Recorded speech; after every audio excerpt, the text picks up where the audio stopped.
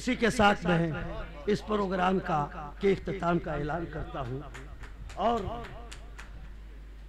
जनाब इज्जत माब मोहम्मद रमज़ान चौधरी साहब का, उनके वालिद बुजुर्गवार ज़ैनुल्लाह चौधरी साहब का और मानू का तहे दिल से शुक्रिया अदा करता हूँ और दुआ करता हूँ कि अल्लाह ताला यूं ही ऐसी महफिलें सजाता रहे और तारीख बनते रहे और रमज़ान चौधरी आसमानों की बुलंदियों पर जलवा फगन हो और कदम कदम पर इनको नुसरत इलाही मिलती रहे, ये चांद और सूरज बन के चमके।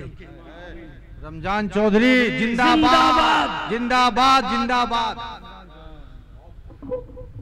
दबिस्तान उर्दू मुंबई की जानिब से मैं आए हुए तमाम मेहमान का, शोराए किराम का और तमाम हाजरीन का तहे दिल से शुक्रिया अदा करता हूं कि वो यहाँ आए और अपना समय दिया, वक्त दिया और काफ़ी सब्र के साथ इस बद निज़ाम को बर्दाश्त किया और इतनी ताख़ीर हुई। मैं बहुत बहुत माजरत चाहता हूँ।